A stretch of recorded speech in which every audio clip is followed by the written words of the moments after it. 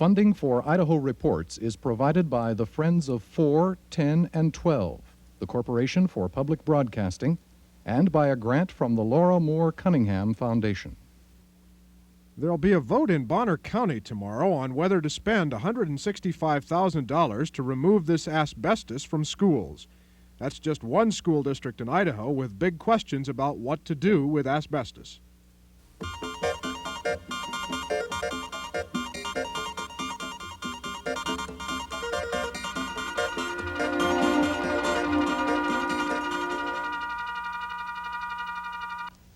Good evening.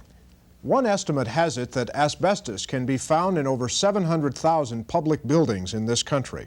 Many of those buildings, school buildings. Asbestos, widely used as an insulation material from the 1940s through the 1960s, is known to be responsible for increasing a person's chance of getting some forms of cancer, particularly lung cancer. About a year ago, asbestos was discovered in a Sandpoint, Idaho elementary school, and it was subsequently discovered that several schools in Idaho had not conducted inspections for asbestos as is required by law. Nationally, the Federal Environmental Protection Agency has fined some schools for not monitoring asbestos and keeping good records of that monitoring. There is no legal requirement that asbestos be removed when it is found, but the school board in Bonner County, Idaho has decided that asbestos in its schools should come out. An override election there to finance that in July failed. Another election will take place tomorrow. Producer Ann Summerall picks up the story in Sandpoint. Are you in compliance right now with the EPA guidelines? Yes, we are in compliance with their guidelines. In fact, we have letters from them saying that we have exceeded what they wanted done. The file is thick, laden with notices, test results, monitoring sheets, estimates for asbestos removal, EPA and school district communications, asbestos locations, and recommendations. All asbestos areas have been encapsulated or covered, but some feel this is not enough. I think it is safe for the moment. I think encapsulating is adequate as a stopgap measure. I do not think it is a solution. I think the solution is to take it out. As far as it being safe for the children, I sympathize with the parents who have to send their children to the schools where the asbestos is in the classroom. They are still concerned because the covering could come off. It has to be checked constantly. And I'm concerned for them. I don't think they should have to have that worry. And this probably will not affect them except 35 to 40 years away from the period that they were exposed. And at that time is when they will then reap the harvest of somebody's accident if it wasn't taken out right. We don't feel we have the expertise, nor do we want the liability placed on our shoulders of that when or if it would happen. The school board went to the taxpayers for financial support to remove the asbestos. They said no to the request for an override levy of up to $200,000 by a vote of 839 to 683 on July 10th. Usually, 3,500 to 4,000 people vote, yet only 1,500 went to the polls. I think one reason it failed was that we did not have specific figures to give the people as to exactly how much it would cost because the bids had not come in at that time. And I also think that a lot of parents, like I did, assumed it would pass and did not vote. I voted for it and I thought it was an obvious good cause and people would vote for it, and it did not turn out that way. A lot of people were on vacation during the summer, and particularly the educators in the area were gone, and so consequently we did not get that segment of the population out to vote either. It's not a joking matter. It's serious. People can say, well, we went to school there 50 years ago. It didn't bother us. That stuff is 50 years old. It was good and fresh when it was put on. It's deteriorating. One opponent to the levy said no matter how many people cast votes, the outcome would be the same. I think people are just tired of the school board's way of going about collecting funds for levies. They came to the people last year for a levy that was nearly $1 million. That one passed. And now they're back this year. We've got other priorities in the county besides this one. This is obviously the health of the kids in the schools is important. But, and it's not that expensive either, but it's something that they can come up with the funds other ways. Any person residing in Bonner County for a period of 30 days or more and who is 18 years or older can cast their vote August 28th for or against the override tax levy that will give the Bonner County Board of Trustees $165,000 to remove asbestos from 16 of the 17 operational school buildings. A committee was formed in August to generate support for passage of the levy and educate voters. This committee has done a lot of work with letters to the editor. There are ads on the radio. There will be signs reminding people to vote around town. They are handing out flyers downtown next week. They are handing out information at the fair this week. So I think we are making people aware of it a little more than we did last time. The opposition is concerned that information about asbestos removal gathered by the committee does not present all the facts. Well, if they truly educate the people of the town, they will tell them that the schools, as they are presently set up, the way the asbestos is being handled, it is wrapped, it meets EPA standards. If they continue to educate them, they will tell them the people that manufactured insulation from asbestos state that it is better to leave it alone. Do not disturb it. If you disturb it, you're simply going to release more particles into the air.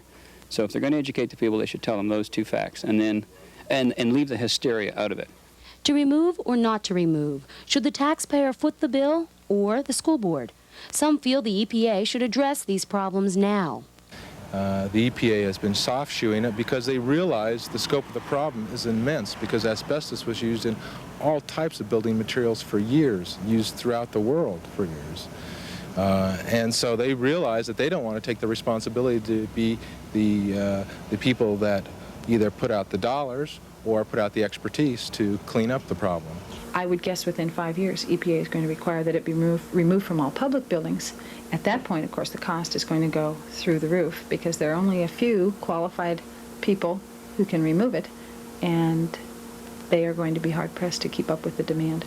The asbestos problem in Bonner County schools has generated media attention for over a year. Parents, teachers, and residents are monitoring their situation but are not sure as much concern in other counties persists. There are some districts that are going right in and taking it out on their own now because nobody really knows that they've got the problem. That's what's been explained to me. But in our area, we've already been brought to the attention of the news media, and so we've got to do it right. The EPA is already aware that we have a problem, and so we just can't go in there and do it ourselves. We have to have it done professionally, and that's why it's going to be as expensive as it is. Bonneville County School District number 91 in Idaho Falls has removed most of the asbestos from school buildings in that district at a cost of around $200,000. Jerry Jacobson is the superintendent of District 91 in Bonneville County. He joins us tonight in Pocatello. Mr. Jacobson, why did your school district decide to remove the asbestos? The asbestos that we removed was a fiber that was part of the ceiling application, a blow-on plaster type acoustical treatment, insulating treatment. And we removed it from only 4 of 12 schools in which asbestos was identified. We focused specifically in this case on the ceiling application because it was overhead in the classrooms and in the halls. And the fiber then was subject to abrasion of the activities that occurred in those rooms. We left asbestos in place as a boiler insulator, as a pipe insulator in heat tunnels and places that were out of the traffic patterns, so that we did not, at least at this time, consider that a hazard. It is encapsulated. The wrappings, the laggings as they're called, are working, they're functioning well. Prior to making our decision, though, as to which we would remove and which we would leave in place, we were fortunate in the Idaho Falls area to have available to us what we considered expert help in the industrial safety area people who work for some of the contractors, the federal government contractors in the atomic energy industry in Idaho Falls.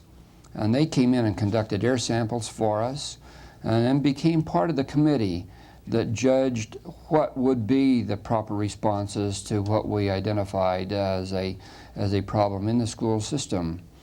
We felt that in terms of the ceiling proximity to student traffic in those 4 buildings where it was used as a ceiling insulator, that the best final solution in that regard would be to remove it. I see. You saw in the videotape that there's an election in Bonner County tomorrow to finance the removal of asbestos there. You didn't have to go that route, right? No, we did not. We had funds available to us through a school plant facility fund that we had renewed 2 years ago. That's a capital expenditure fund for the purchase of such things as school buses or building construction or major renovation. Excuse me, but it was still an expensive proposition to remove what you did remove. It caused us to change our priorities that we would have established for that particular budget. Had we not had that particular cost expense to face, we would have done other things that we would have felt would have been of greater priority. There apparently is some split in the Bonner County district between various people who believe that removing the asbestos there is a good idea and others who say that it can be wrapped, as you say, or encapsulated, yes, and be safe. Did you have such a reaction in your area?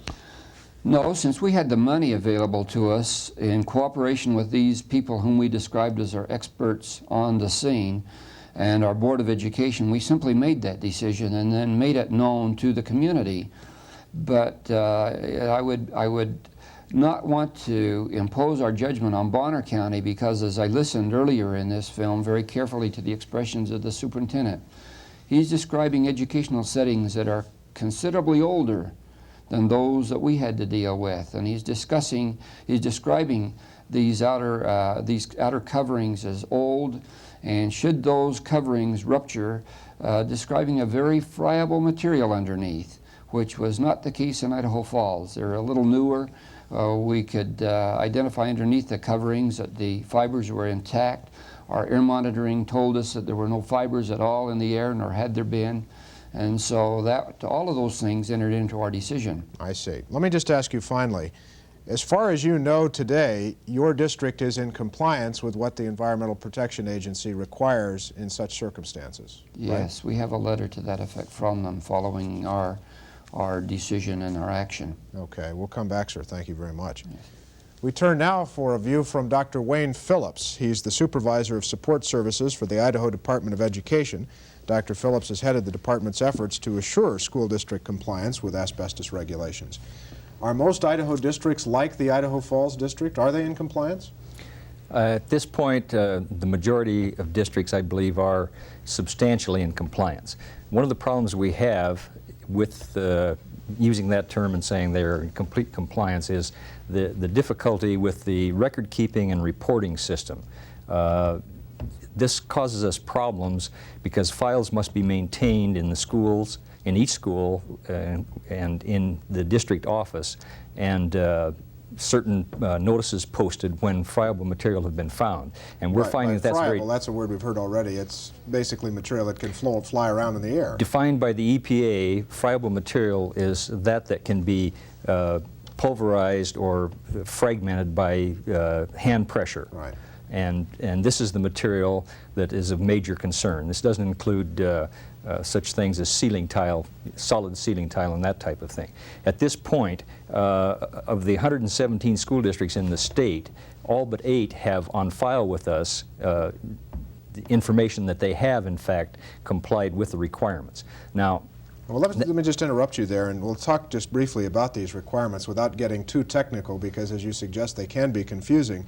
But as I understand it, the districts, the schools, must basically inspect their facilities. They must sample what they find or think to be asbestos to determine whether it really is, and then they must file a report.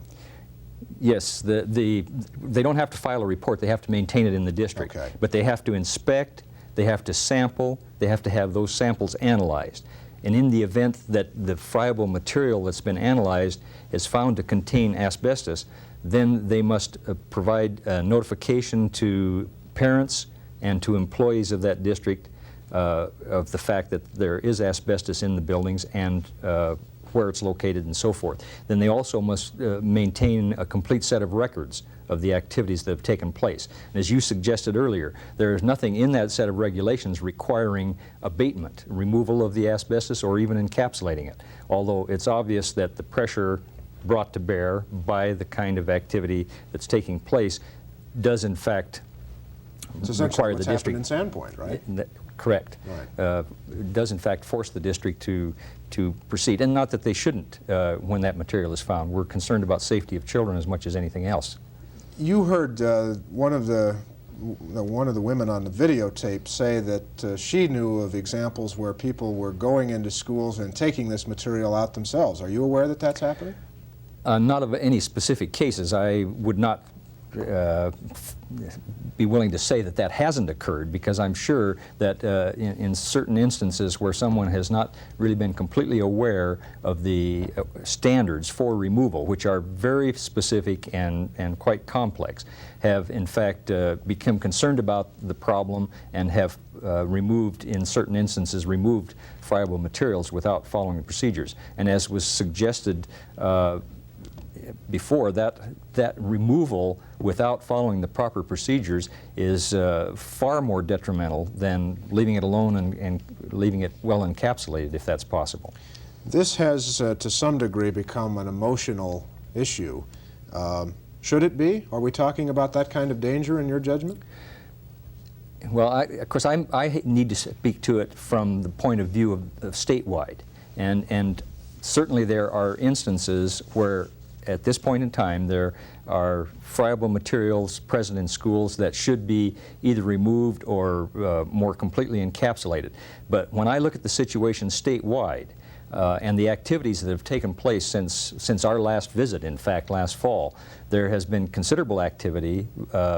Many districts have re-examined their processes and inspections that they've done, and I feel that many more districts are more in complete compliance with the requirements than they were 8 or 9 months ago. So just finally, Dr. Phillips, we're not in a situation that we were, as you suggest, the last time we met around this table on this subject, where some districts don't even know that they potentially have a problem. That's correct. In fact, if you look at in number of the students, we're talking about 200,000 elementary and secondary students in this state, and the districts that have been visited by EPA and the districts such as Mr. Jacobson's, who have been involved or have had a qualified consultant in, they represent better than a third of the students in the state that I know of within a very few number of districts, the larger districts, who have, I feel, are substantially in compliance. But there are some smaller districts who still have some work to do. We'll come back. Thank you. Finally, now we hear the view of the Environmental Protection Agency on asbestos. That view from Ron Musigamba. He works out of the EPA state office in Boise, where he has supervised asbestos compliance. You heard Dr. Phillips say that substantially, most schools are in substantial compliance. Is that EPA's view? From the schools that we've inspected, we found that some have had some real problems in terms of complying with the regulation, but a lot of them have been in compliance in terms of doing the inspection, finding out what they have, but they just have had problems with record keeping, which is to be expected, I think. Now, we have 116 school districts in Idaho. How many have you inspected? We've inspected 10 school districts in the state of Idaho. And some of those have had problems? The first 6 had problems. The first 6 out of 10 had problems. So that, what does that tell you? Well, there was 100% non-compliance initially, and we looked at it that way, and then we decided to do additional training and talk with the districts and explain to them the importance of the whole program. And I think that was kind of a key factor in improving this compliance record. We found recently, as recent as last week, that the Treasure Valley area has 4 districts that are in compliance pretty much totally. By being out of compliance, what does that mean? Give me an example. Well, out of compliance could be anything from having not done the inspection themselves and just ignored the entire program, or it could just be that they have failed to pass the record on to the individual school that needs to maintain a record for the public's information. Okay. You've heard a lot of criticism already, especially on the videotape of EPA. One of the fellows saying that EPA was soft-shoeing the problem, in effect coming in and saying, here's a problem that you've got to look at, but then saying, keep your records and we don't care what happens after that. That's the inference. What do you say to that? Well, I don't think that was the intention behind the program. The program was set up primarily, or initially, I guess, as a voluntary program.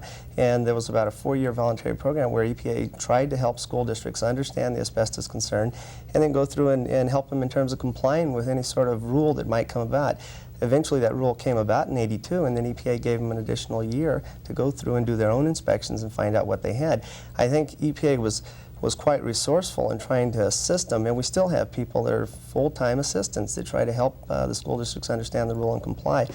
In terms of dollars for some sort of corrective action, there is none yet, and that's something presently that the Senate is trying to pass. So the criticism is valid if people think that EPA should have a larger role, but basically the Congress or the administration or whomever has not given EPA that sort of role. That's true. That's the real problem right there, is that we've got a set of rules that are incomplete in terms of asking for corrective action and going that far. They go up to the point where we find out what's there and let everybody know, but there's no sort of corrective action called for. And that's something I think, as one of the women on the video pointed out, I think that's going to be called for within the next few years.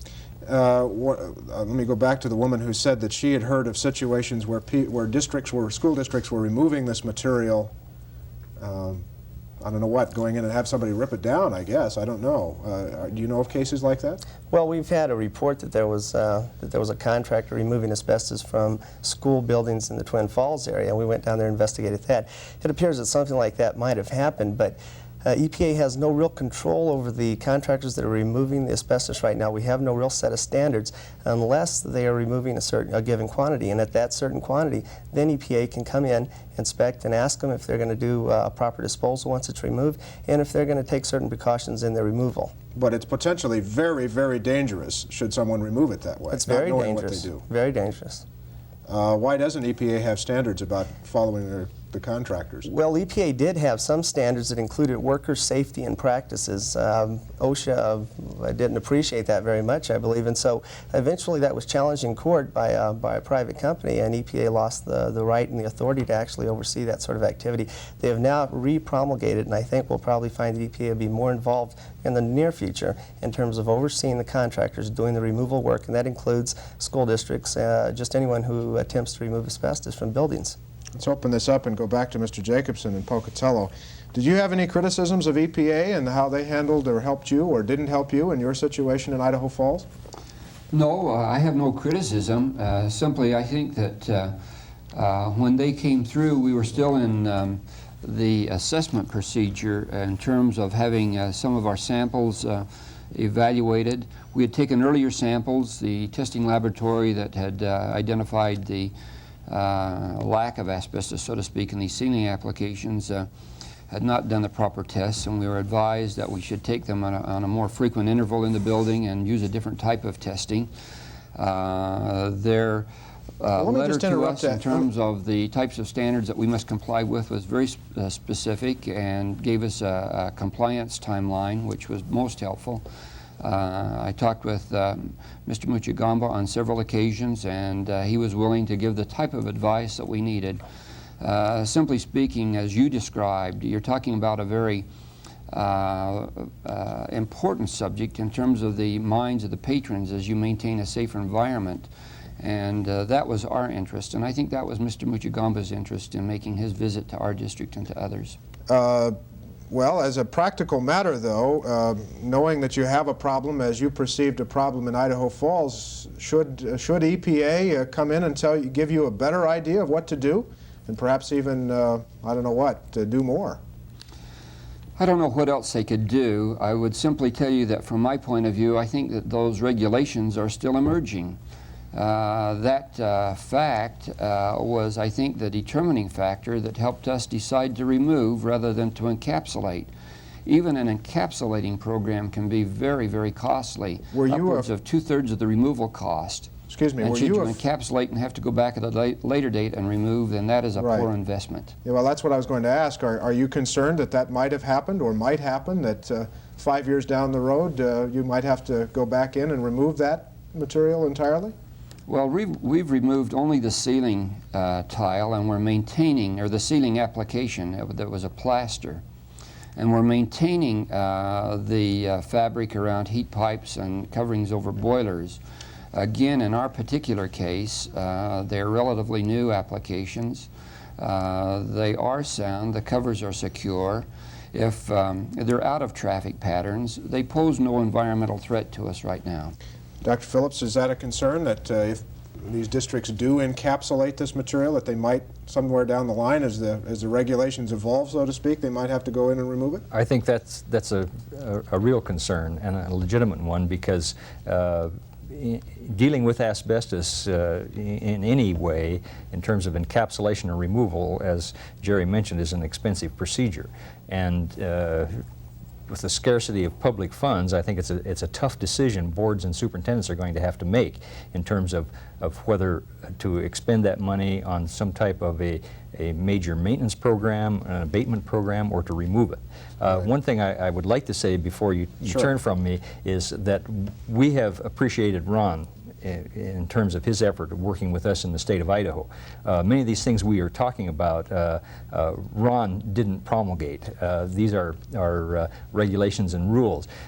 This spring, through the cooperative effort of the Department of Education and EPA, we held a series of 6 workshops around the state to further educate and inform the public school people regarding asbestos, and I think that's had a major impact on solving the problem in Idaho. I understand what you're saying, but let me go back to one point where I think the two of you do disagree. You said there was substantial compliance, and Mr. Musigamba said the first 6 inspections they conducted, there was 100% non-compliance. I guess I'm speaking in terms of the business of exposed asbestos and exposure of children to asbestos in the schools. The major non-compliance, as I see it, is in terms of the record keeping and the notification.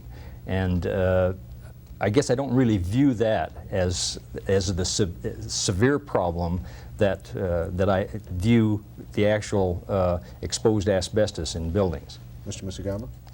I think that's probably correct. There are record-keeping problems which are not considered a serious problem. It's the exposure threat that is out there that I'd like to see maybe the schools put a little more effort in trying to take care of. Okay, is it your impression that that's happening? I think so. I think now the schools are starting to recognize that there could even possibly be substantial penalties that could be levied if they were not to comply, and that could be one of the factors that's influencing the schools. But I think also just the activities, I think, from the State Department of Ed, EPA, from the school district's involvements, I think the total combination has persuaded them to take a more serious look, and there's a lot of parents that are getting involved. Yeah. We got to go, gentlemen. Mr. Jacobson and Pocatello, we thank you for being with us tonight, sir. Appreciate it. Thank you. Mr. Musigamba and Dr. Phillips, thank you, gentlemen. We appreciate your being here. That's our time for tonight. We'll be back tomorrow. I'm Mark Johnson. Good night.